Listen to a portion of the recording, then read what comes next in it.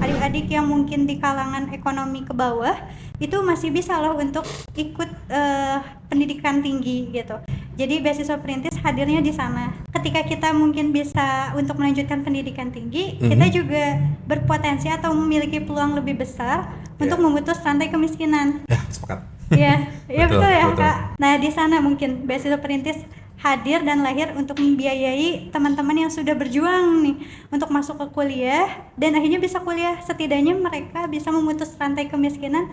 Paling terkecilnya adalah di keluarga Sendiri. Iya. Yang akan sukses itu dengan banyak rintangan. Kan ada istilah terbentur dan terbentuk. Betul. Itulah.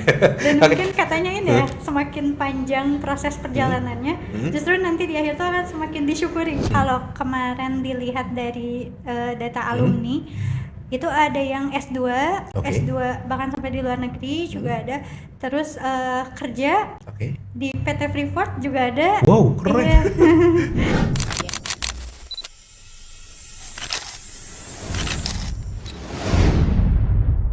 Halo Sobat Otka, kembali lagi dengan saya Kang Man di podcast Cerita Otka, tempat berbagi studi dan karir di dalam maupun luar negeri. Hari ini mungkin teman-teman masih bingung ya, untuk terutama anak-anak SMA, pengen melanjutkan karir ataupun studi di dalam ataupun luar negeri. Nah, kebetulan hari ini saya mendapatkan bintang tamu, luar biasa, bintang tamu yang mana teman-teman bisa mendapatkan insight terkait dengan program beasiswa. Nah, adalah beasiswa perintis ya, yang ada dari Salman ITB ya. Oke, boleh diceritain program ini tuh program apa aja sih? Oke, kalau di beasiswa perintis sendiri ya, Mas Kang Man. Oke, maaf. Oke, kalau di beasiswa perintis sendiri itu ada dua sebetulnya program utamanya. Yang pertama itu ada beasiswa learning camp. Itu untuk siswa kelas 12 SMA ataupun sederajat ya, SMK boleh, gap year juga boleh. Berapa? Maksimalnya gap year-nya? Gap year-nya yang masih bisa ikut ujian UTBK. Ujian tulis berbasis komputer. Sama yang kedua ada PLP namanya, Perintis Leadership Program. Tapi kalau untuk PLP ini untuk mahasiswa yang sebelumnya ikut learning camp juga, tapi mereka masuk ke kampus-kampus yang dipilih sama perintis dan melalui seleksi lagi gitu. Nanti akan dibiayai kuliahnya, biaya hidup, terus juga biaya kuliah, UKT gitu. Sama ada pengembangan diri dan lain-lain. Berarti full beasiswanya ya? Beasiswanya full. Dari mulai SMA? Dari SMA. Kelas mungkin 3? Iya. Kelas 12 itu berarti kelas 2 itu kelas 3 kan ya? Iya, kelas 3. Itu seleksinya berarti dari kelas 3 atau? Seleksinya dari kelas 3. Semester berapa tuh? Semester 2, biasanya akhir ya. Semester 2 akhir teman-teman bisa ikutan seleksinya ya? Iya, betul. Nah, masalah seleksi nih, ngomong seleksi, banyak yang gagal, mungkin mau beasiswa perintis atau beasiswa apapun lah ya. Nah, terutama untuk beasiswa perintis, banyak yang gagal tuh kira-kira karena apa sih? Banyak yang gagal karena apa langsung nih ya? Kalau banyak yang gagal kayaknya teman-teman itu banyak gagal di tahapan-tahapannya mungkin ya. Jadi yang pertama, kalau di beasiswa perintis itu ada tahapan administrasi biasanya. Kita harus input berkas gitu ya, entah itu berkas ekonomi, berkas administrasi lain seperti prestasi, raport dan lain-lain. Nah, biasanya teman-teman atau adik-adik siswa kelas 12 itu enggak lengkap tuh ngisi berkasnya. Itu akan jadi penilaian juga ya bagi kita. Yang kedua itu di tahapan ujian tulis. Jadi kalau di beasiswa perintis itu ada ujian tulis beberapa kali untuk melihat apakah mereka konsisten mengerjakan ujian dengan nilai yang mungkin cukup baik gitu ya di antara teman-teman yang lain atau tidak. Kalau misalkan mereka tidak konsisten, mereka misalkan harusnya 3 kali nih ujiannya tapi mereka cuma ikut sekali, itu akan jadi penilaian juga. Oh, mereka tidak sungguh-sungguh mungkin ya untuk banyak kali, 3 kali Kak? Iya betul, 3 kali. Di kita lumayan banyak ya, karena kita menyaringnya. Tes apa tuh? Tesnya soal yang mirip kayak UTBK nantinya. 3 kali itu semuanya soalnya sama? Oh, beda-beda. Beda-beda. Cuman mata pelajarannya akan di UTBK-kan. Kenapa 3 kali juga? Karena mungkin backgroundnya dari bicara ke belakang gitu ya. Pesertanya lumayan banyak yang daftar. Jadi tahun kemarin itu sampai 45.000 yang satu. Iya, makanya kalau misalkan ujian tulis sekali doang, itu kan nggak akan akurat ya. Jadi 3 kali tuh waktu kemarin proses seleksinya, dan itu pun disaringnya nantinya akan ke 1.000 orang yang berhak untuk mendapatkan beasiswa learning camp. Dari 45.000? Dari 45.000, iya, cuma 1.000. Gede banget ya. Iya. Oke. Makanya banyak yang mungkin tersisihkan di ujian tulis ya. Karena tadi entah nilainya kurang atau entah konsistensinya yang kurang gitu. Tapi 3 soal itu tiga itu tuh mata pelajarannya yang diujian itu sama ya? Mata pelajarannya cuman sama. soalnya yang berbeda. Iya. Oh, boleh dibocorin nggak sih? Kira-kira pembelajaran itu ya kelas 3 aja kah atau yang kayak harus belajar dari kelas 1 sampai kelas 3 atau lebih banyak materi yang di kelas 3 SMA gitu? Oke, kalau mata pelajarannya mungkin kita mengacunya ke soal-soal UTBK.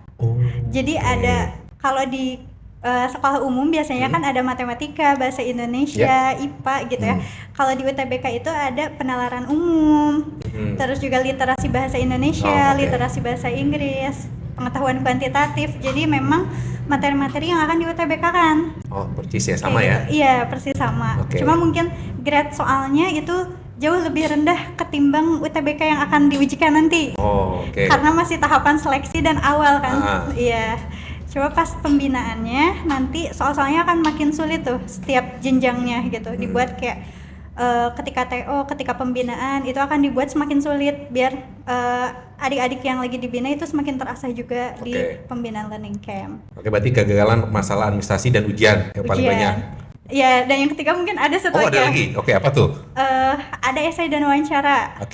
Kalau esai mungkin karena lebih banyaknya tentang masa depan, apa yang mau dicapai gitu ya sama teman-teman. Dan Indonesia, itu kan Inggris tuh? Oh enggak, bahasa Indonesia biasa ya. Tentang apa sih, pengen ke jurusan apa kuliahnya gitu ya.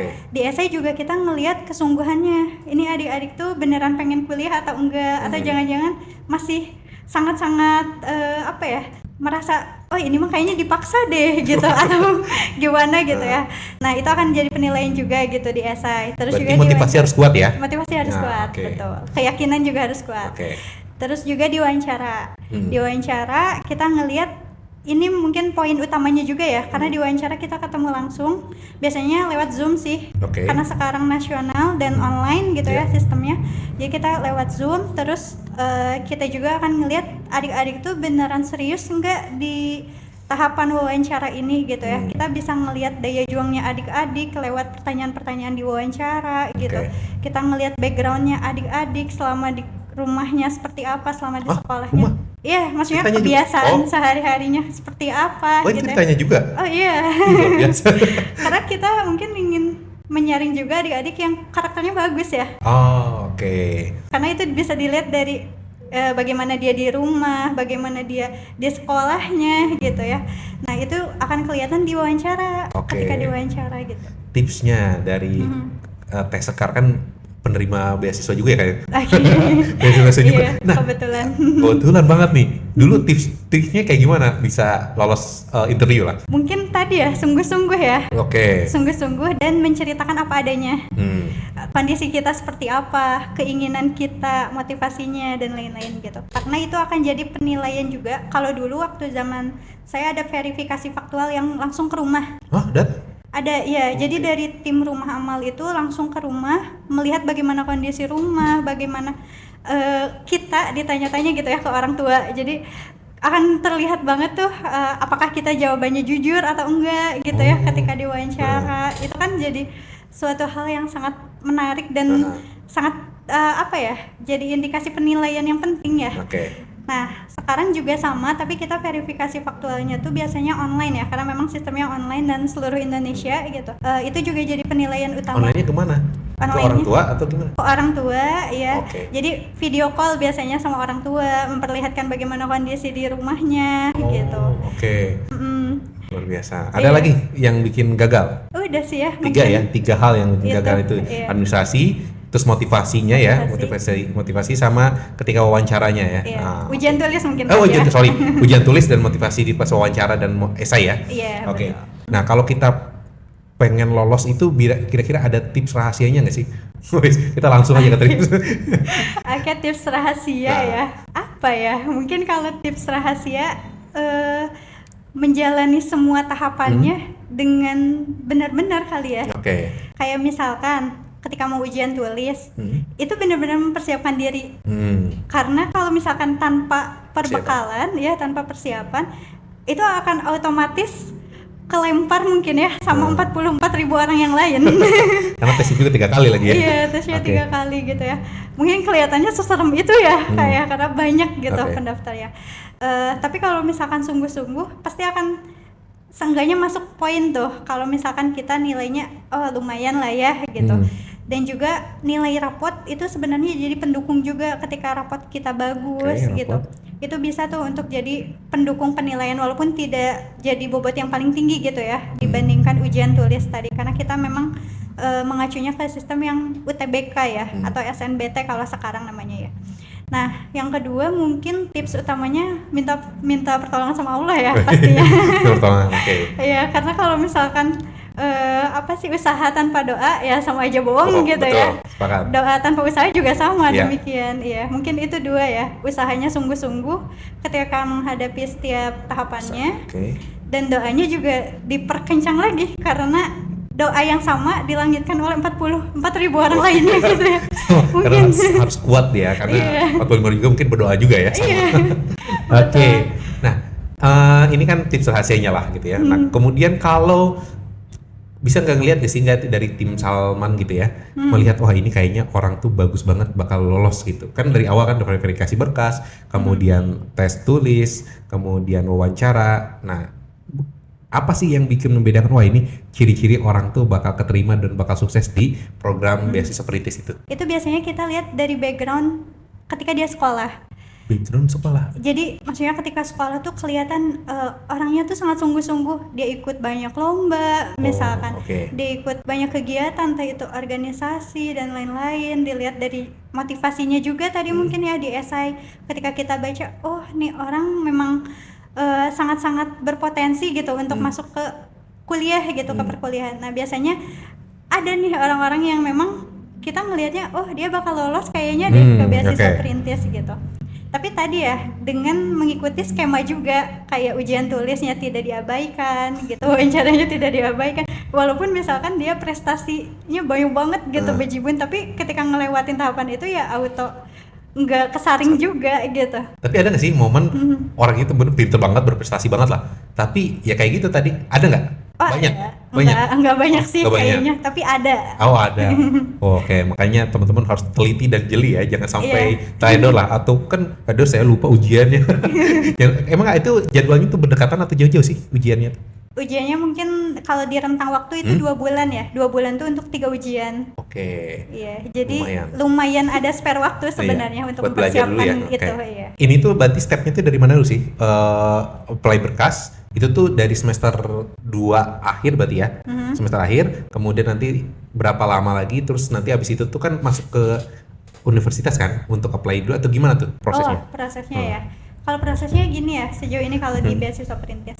Jadi mungkin tadi adik-adik tuh semester 1 lah pendaftarannya. Oh, semester 1 pendaftaran. Ya, pendaftaran ke beasiswa perintis itu semester 1 kelas 12. Mereka biasanya apply dulu secara administratif. Di mana tuh? Ada website beasiswa perintis. Websitenya beasiswa perintis berarti ya? Bukan, app.beasiswa perintis ada di Play Store juga. Oh, di Play Store juga ada? Iya, ada. Boleh mungkin ya sambil di install juga nanti gitu. Nah, di sana itu bisa apply untuk daftar, jadi pendaftar dulu. Terus nanti ada tahapan berkas kedua tuh biasanya. Di tahapan berkas ini harus input banyak hal kayak tadi ya, ekonominya, prestasinya, rapotnya gitu ya, data diri, biodata dan lain-lain itu di input berkas. Habis itu akan ada pengumuman siapa yang masuk ke atau lolos seleksi berkas. Lalu selanjutnya itu berapa lama durasinya itu? Itu kayaknya sebulan. Oh, sebulan. Iya. Lalu habis itu ada seleksi ujian tulis. Ujian tulisnya kalau based on yang kemarin ya, Kak, tahun kemarin itu 3 kali ujian tulisnya. Habis itu setelah ujian tulis 3 kali kita lihat siapa yang berpotensi gitu ya, siapa di rate siapa nih berapa ya waktu itu 3.000-an terbaik lah ya, untuk masuk ke seleksi wawancara. Wawancara dan esai. Nah, habis diwawancara dia akan dinyatakan lolos sebagai peserta learning camp. Oke. Jadi belum jadi mahasiswa nih, belum, belum ceritanya. Ya? Masih di learning camp. Berarti semester berapaan tuh kira-kira itu? Masih semester 1-an ya? Semester 2. Oh, udah masuk semester 2. Udah masuk semester 2-an lah. Libur sih sebenarnya, libur semester 1 2. Iya. Oh, makanya ada camp ya? Iya. Oh, oke. Nah, jadi pas libur semester 1 ke 2, kita adain pembinaan untuk adik-adik yang dinyatakan lolos. Selama berapa hari? Selama 2 pekan. Oke. Di libur sekolah yang biasanya tuh bulan Desember ke Januari ya. Iya, betul. Iya. Nah, di sana ada pembinaan 2 pekanan. Pembinaan learning camp 2 pekan. Kita kasih pembinaan gratis ya, itu untuk peserta-peserta yang dinyatakan lolos. Ada kelas tutorial kelas materi yang tadi yang akan di UTBK kan nanti. Oh, oke. Buat mereka bisa dibantu buat lolos lah gitu ya dengan latihan. Iya. Jadi dikasih pengajarnya juga gitu ya. Biasanya dikumpulkan, kalau sekarang kan sistemnya Zoom ya, Pak. Jadi mereka belajar kayak sekolah biasa dari jam 8 sampai jam 3 sore. Jam 8 sampai jam 9 itu kita ada kelas motivasi dulu sama kakak fasilitator. Jadi memang ada fasilitatornya tiap kelas. Lalu habis itu ada kelas materi, dikasih pengajar materi yang akan di UTBK kan, kayak tadi penalaran umum, pengetahuan kuantitatif dan lain-lain. Nanti habis zuhur biasanya masuk kelas lagi untuk ikut kelas tutorial. Di kelas tutorial ini tuh lebih ke pembahasan soal. Jadi kalau tadi pengajar tuh lebih ke materinya kayak gimana gitu ya. Kalau tutorial tuh lebih ke arah latihan soal, kuis gitu, biasanya di sana. Dan itu selama 2 pekan. Biasanya Sabtu Minggu ada tryoutnya juga. Jadi padat ya? Iya, padat banget selama 2 pekan itu. Dan memang dirancang biar semangatnya terjaga sih. Jadi Sabtu Minggu tuh ada tryout biasanya yang bisa adik-adik kerjakan, dan untuk melihat perkembangannya seperti apa nanti di akhir gitu. Apakah siap beneran gitu ya, atau ada yang masih kurang-kurang nih. Itu juga sebenarnya belum dinyatakan lulus ya dari situ, atau udah lulus? Itu lulus sebagai peserta learning camp. Oh, masih ada lagi ya? Iya. Jadi belum dinyatakan sebagai penerima beasiswa perintis yang tadi ya, yang mahasiswa. Nah, habis itu di bulan Januari, Februari sampai April itu kan sebenarnya adik-adik masuk kelas lagi ya, masuk sekolah. Betul. Nah, ketika masuk sekolah ini biasanya kita ada pembinaan 2 pekanan namanya. Pembinaan 2 pekanan ini tiap Sabtu dan Minggu ketika libur. Jadi weekend kan biasanya emang nggak ada kegiatan gitu ya, atau nggak sekolah. Nah, biasanya ada pembinaan yang sama kayak learning camp. Jadi ada kakak fasilitator ngasih materi gitu ya, terus juga ada kelas materi sama pengajar yang buat UTBK-nya, kelas tutorial, ada tryout-nya juga gitu ya. Bahkan kadang tuh kita ngadain seminar motivasi di sela-sela waktu Sabtu Minggu itu ya, biar semangatnya adik-adik tuh tetap terjaga gitu. Nah, habis itu di bulan April Mei itu kita adain kelas yang sama kayak learning camp yang pertama. Jadi 2 pekan itu untuk membahas soal-soal yang kayaknya tuh belum dikuasai sama adik-adik. Jadi 2 pekan itu tuh diasah lagi supaya benar-benar siap. Iya. Karena bulan Mei-nya kan tes. Pasti ya ujian. Iya, kan ujian. Jadi selama 2 bulan itu beneran 2 pekan ya, 2 pekan di bulan April sampai Mei itu akan akan belajar lagi, ditanya, bahkan kita ada konseling di situ untuk memastikan adik-adik siap atau tidak gitu ya untuk ujian, pilih jurusannya kemana nanti dan lain-lain gitu. Dari situ misalnya udah selesai, berarti dia ujian nih. Ujian UTBK. Nah, nanti kan ada yang lolos nih. Nah, yang lolos gimana? Yang lolos akan masuk ke tahapan selanjutnya, tahapan seleksi lagi. Banyak ya? Iya, lumayan panjang. Kalau yang nggak lolos? Yang nggak lolos, nah ini mungkin ada beberapa bagian ya. Ada yang awalnya tuh lolos dengan jalur rapot kalau masuk ke perguruan tinggi ya. Nah, ini auto dinyatakan dia akan masuk tahapan selanjutnya juga. Nah, kalau yang kedua yang lewat jalur UTBK tadi tes. Nah, ketika udah dinyatakan lolos, dia juga bisa masuk ke tahapan selanjutnya. Dan yang ketiga tuh mungkin ada jalur lainnya sama yang dinyatakan memang gak lolos. Nah, untuk yang sudah lolos, mungkin ini jadi skema yang cukup panjang juga ya Kak. Untuk yang dinyatakan lolos, itu kita akan saring juga. Jadi tidak semua dapat masuk ke tahapan PLP atau Perintis Leadership Program. Karena hanya adik-adik yang masuk ke kampus-kampus pilihannya perintis. Jadi kalau untuk tahun ini ada 20 kampus pilihannya perintis yang bisa dinyatakan sebagai adik tuh bisa masuk ke kampus itu dan dapat beasiswa perintis ya. 5 topnya deh. 5 topnya. Yang pertama ITB. Ya, oke. Itu jelas banget itu ya. Iya. Terus karena dulu zaman sekarang tuh harus ITB. Oh, harus ITB. Iya, gak bisa yang lain. Kalau berarti Teska lulusan ITB ya? Iya. Luar biasa. Oke, lanjut deh. Yang kedua Unpad. Yang ketiga Unpad. Oke. Yang ketiga IPB. Oke, IPB. UGM. Undip juga masuk. Oke. UPI juga masuk. Oke, luar biasa. Itu kampus-kampus yang akan dibiayai ya? Iya, betul. Dengan beasiswa dari beasiswa perintis ya? Beasiswa perintis. Berarti kalau sudah lolos kalau yang nggak di 10 di 20 top ya, nah atau yang direkomendasikan oleh Salman, kira-kira gimana? Treatmentnya?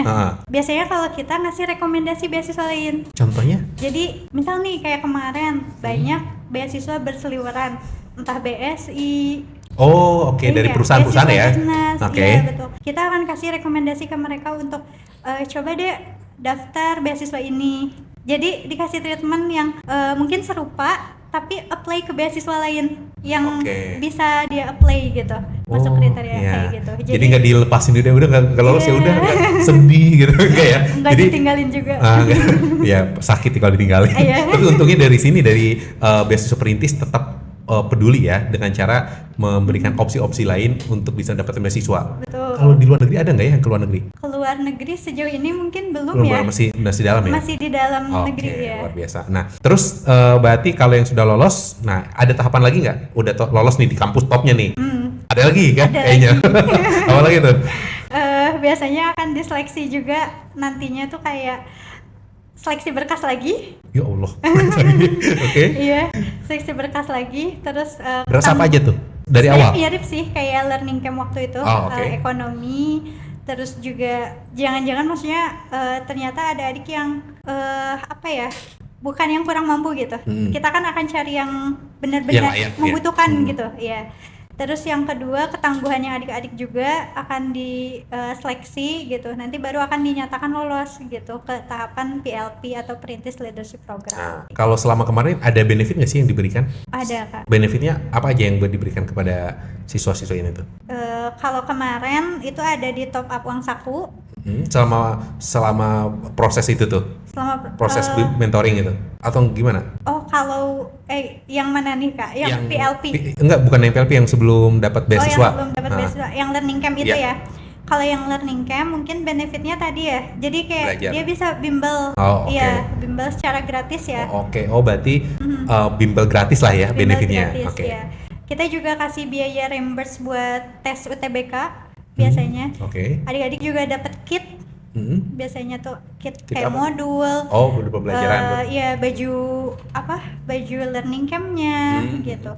Terus juga kit-kit lain kayak misalkan ada konseling jurusan, itu juga kita biayai gitu ya, secara gratis didapat sama adik-adik. Terus juga ada pembiayaan kuota.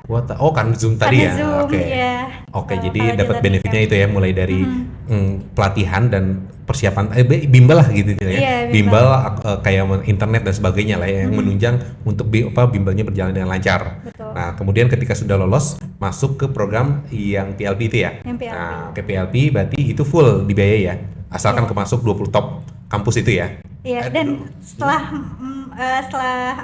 melewati tahapan-tahapan yang tadi juga ya disebutin. Tapi mungkin ini rahasia gitu ya. Oh, rahasia. Jadi karena lagi ada adik-adik yang berjuang.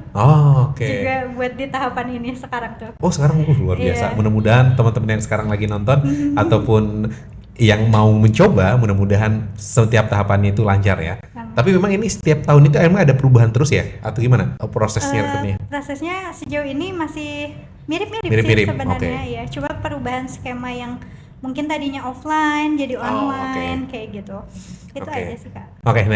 Kita sudah bahas bongkar banget tadi ya masalah banyak kegagalannya beserta dengan tip and trick dan rahasianya. Kita akan bahas, mungkin teman-teman gitu ada yang belum paham nih ya. Beasiswa perintis itu apa mungkin boleh dijelasin latar belakangnya beasiswa perintis itu apa sih gitu? Mungkin kenapa ada dulu ya beasiswa boleh. Perintis. Kalau dulu sebenarnya beasiswa perintis itu awalnya dari 2010. Oh, oke. 2010 namanya tapi beasiswa pelopor. Yang mana Rumah Amal ini berkolaborasi sama Pemprov Jabar waktu itu untuk menjaring adik-adik atau anak-anak yang memang tidak berkemampuan untuk berkuliah sehingga dapat berkuliah kayak gitu. Sampai tahun 2017 itu namanya masih beasiswa pelopor. Baru tahun 2018 itu diganti jadi beasiswa perintis namanya. Nah, latar belakangnya sendiri mungkin yang pertama karena keterbatasan akses ya untuk teman-teman yang ada di pelosok. Dulu masih se-Jawa Barat di tahun 2018 sampai 2020.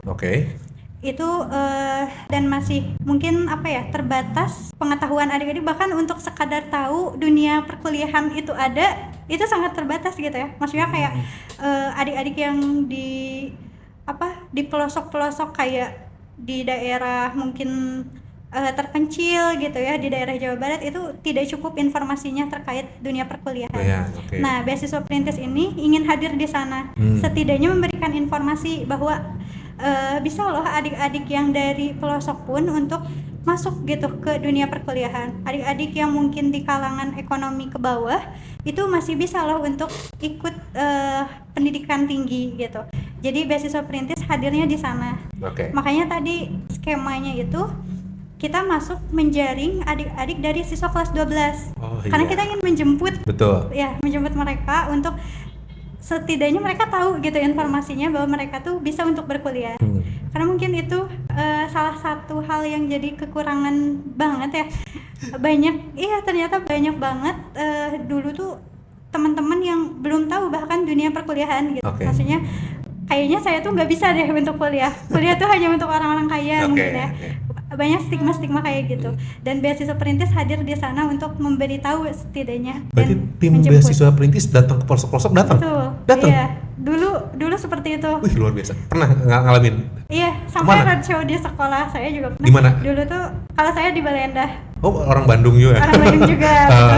Tapi teman-teman saya ada yang daerah Indramayu, Cirebon gitu ya. Oh, mereka tuh menyebarkan informasi ini ke sekolah-sekolahnya. Sekolah-sekolah langsung dulu sampai roadshow ke sekolah-sekolah. Luar biasa. Iya. Terus kenapa muncul lagi beasiswa perintis itu untuk apa lagi gitu?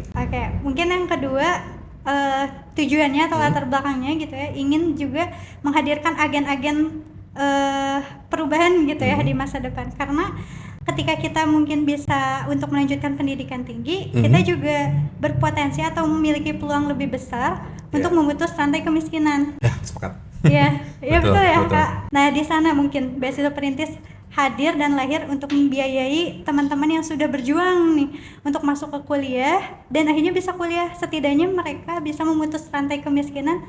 Paling terkecilnya adalah di keluarga sendiri. Iya. Paling jauhnya mungkin senasional bahkan ya jadi pejabat-pejabat di perusahaan nantinya gitu dan lain-lain. Terus yang ketiga, ingin juga merealisasikan cita-cita NKRI ya. Indonesia, gimana tuh? Iya, mencerdaskan kehidupan bangsa. Betul, di sana mungkin hadirnya. Luar biasa. Gitu. Itu 3 tujuan utama sih dari beasiswa perintis. Nah, ini kan beasiswa untuk teman-teman yang membutuhkan bantuan gitu ya. Dan memang persyaratan utamanya itu yang paling penting itu apa aja sih? Yang tadi ya, administratifnya. Itu berarti dokumentasinya harus ada gitu dari rumah. Kemudian dari kan ada pernyataan dari kelurahan atau pemerintah setempat itu harus ada. Betul. Berarti itu harus benar jujur ya, jangan sampai manipulatif lah ya. Betul. Ya karena akan ada di cross check juga kan sebenarnya. Di cross check juga ya. Penerima sebagai siswa ya, sebagai siswa kurang mampu atau tidak gitu, itu akan di cross check. Nilai raportnya, kalau tadi ya administrasi yang lain gitu. Berarti kalau ada yang mohon maaf misalnya mau manipulatif, berarti bakal ketahuan ya karena banyak tahapan itu ya.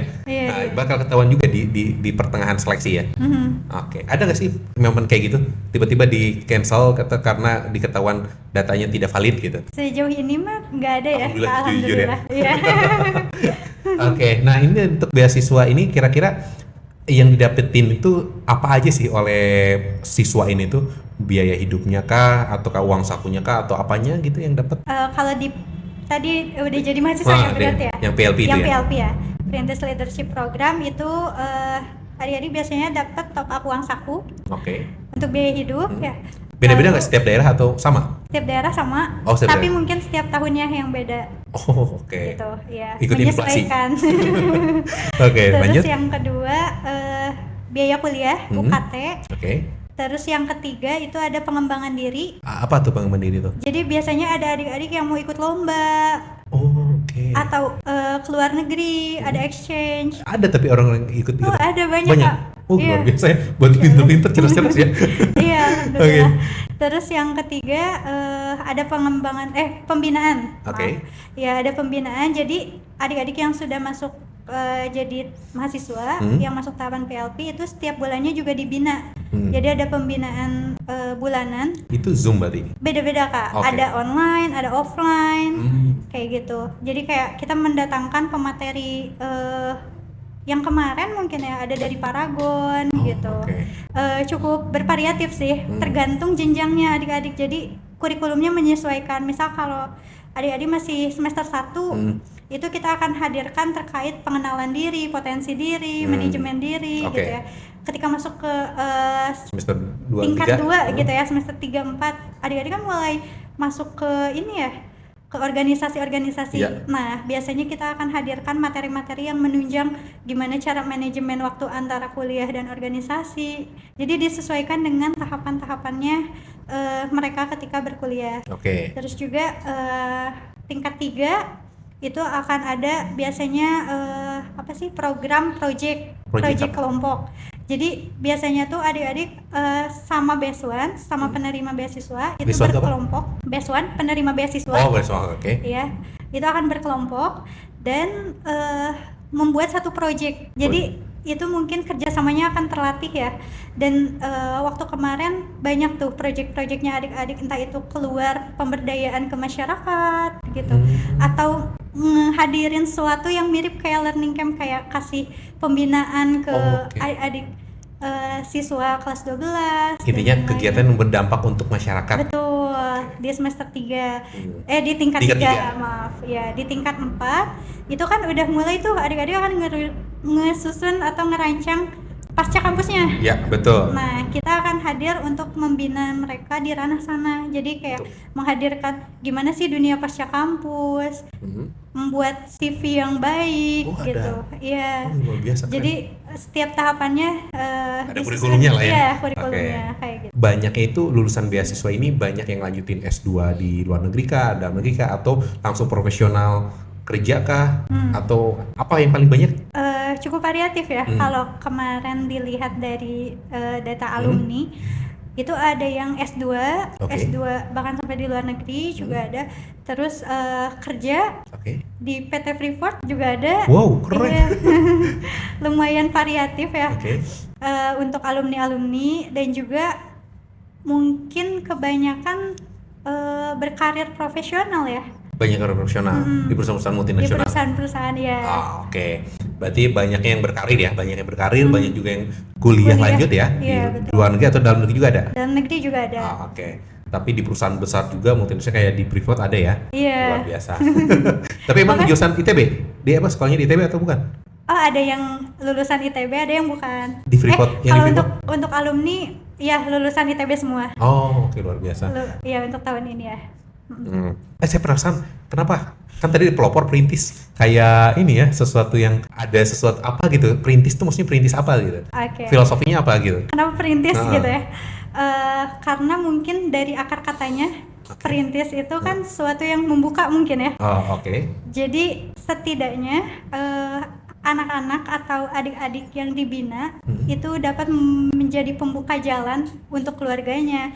Jadi banyak case-nya di beasiswa perintis ini tuh ternyata adik-adik yang baru jadi sosok pertama yang kuliah di keluarganya. Dan itu menarik banget ya. Ketika mereka hadir, ketika mereka berjuang, bahkan ketika di keluarganya pun nggak ada yang pernah berkuliah gitu. Jadi mereka jadi perintis setidaknya untuk keluarganya mereka. Oh, itu gitu. filosofinya ya. Iya. Jadi perintis untuk minimal keluarganya sendiri. Minimal keluarganya. Oh, iya. Oke. Nah, kira-kira dari beasiswa perintis sendiri apa sih harapannya untuk para alumninya gitu? 5 tahun atau 10 tahun ke depan lah gitu. Kalau untuk alumni dulu mungkin ya. Kalau untuk alumni, karena mungkin sekarang sudah banyak yang berkecimpung di bidangnya masing-masing, harapan kami gitu ya, semoga ketika kita panggil untuk jadi pembicara, nanti kan mungkin akan jadi orang-orang hebat ya alumni. Amin. Ya, amin.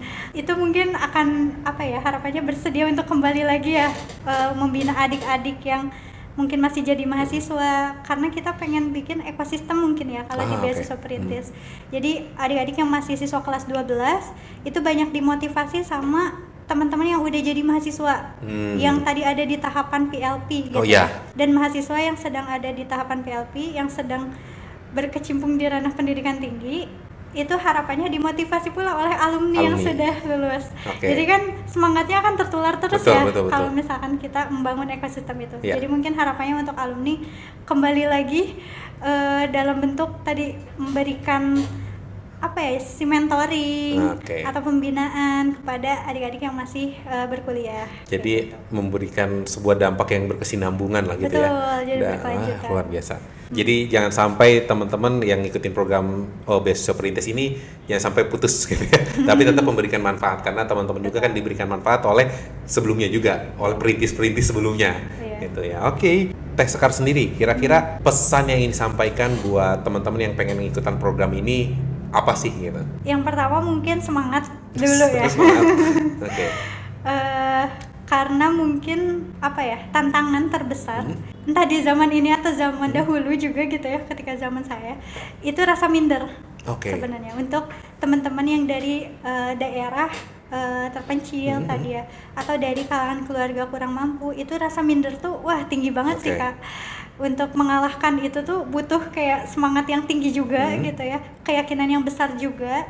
Jadi mungkin yang pertama itu semangat kalau kita bisa berubah, kita bisa untuk tidaknya mengetahui informasi terkait pendidikan tinggi, kita mau untuk mencoba. Itu ya mungkin yang pertama untuk adik-adik yang akan daftar nanti di program beasiswa perintis. Terus yang kedua harus betul-betul disiapkan juga. Semangat tanpa usaha juga ya sama aja gitu ya. Disiapin berkas-berkasnya, tadi mungkin udah sedikit di-spill gitu ya apa aja. Terus juga untuk ujiannya, untuk tryout-nya gitu ya, disiapkan juga pemahaman-pemahaman minimum terkait apa yang akan diujikan di UTBK gitu. Terus yang ketiga di tahapan wawancara mungkin bersikap jujur dan kooperatif juga ya, karena tadi akan dinilai dari sisi kejujurannya, sisi kooperatifnya gitu ya. Terus juga mungkin itu sih semangat dan menyelesaikan tahapan demi tahapannya dengan serius mungkin. Walaupun banyak tahapan, tetapi memang yang akan sukses itu dengan banyak rintangan. Rintangan-rintangan yang sudah dilalui, teman-teman akan menjadi, kan ada istilah terbentur dan terbentuk. Itulah ya filosofinya. Dan mungkin katanya ini ya, semakin panjang proses perjalanannya, justru nanti di akhir itu akan semakin disyukuri. Oh iya, betul. Memang kayak filosofi ini, kita bikin besi menjadi pedang. Semakin banyak dipanasin, ditempa, nah lama-lama dia akan runcing dan kayak katana lah, ditajam. Betul. Oke. Boleh untuk terakhir nih ya, satu kalimat yang ingin disampaikan kepada Sobat Otka. Kepada Sobat Otka? Satu kalimat aja. Satu kalimat ya. Atau satu kata, atau boleh. Jangan pernah berhenti bermimpi besar. Kenapa? Karena kita punya Tuhan yang Maha Besar. Luar biasa. Silakan itu. Ini quote dari Teh Sekar ya. Mudah-mudahan ini menginspirasi bagi teman-teman semuanya, dan bagi teman-teman Sobat Otka yang ingin memulai studinya dengan program beasiswa dari beasiswa perintis, teman-teman sebenarnya bisa pantau terus di websitenya ataupun di Instagramnya ada nggak sih? Instagramnya ada, dan nanti teman-teman boleh download aplikasinya juga untuk bisa daftar di sana. Dan memang prosesnya panjang sekali, maka itu butuh komitmen dan teman-teman harus sabar setiap tahapannya. Dan ini adalah beasiswa yang teman-teman untuk yang membutuhkan terutama untuk teman-teman yang ada di pedesaan dan benar-benar membutuhkan beasiswa ini gitu ya. Dan ini akan berdampak dan harus punya komitmen ketika sudah lulus, teman-teman harus bisa memberikan dampak juga. Apabila dampaknya nggak usah jauh-jauh, ya minimal ke keluarga diri sendiri, karena teman-teman akan menjadi sebuah perintis. Ataupun teman-teman kalaupun mau pengen berdampak lebih besar atau skala nasional juga boleh gitu ya, dan itu lebih bagus dan memang diharapkan oleh beasiswa perintis. Oke, informasi untuk hari ini mungkin seperti itu teman-teman, dan mudah-mudahan kalau ada cerita atau kisah atau informasi yang teman-teman pengen sampaikan dan ceritakan di podcast Cerita Otka, silakan komen aja di kolom komentar, nanti kita akan bahas dan kita undang untuk datang di podcast Cerita Otka selanjutnya. Oke, saya Kang Man bersama Teskar pamit undur diri dan sampai jumpa di Cerita Otka selanjutnya. Bye-bye.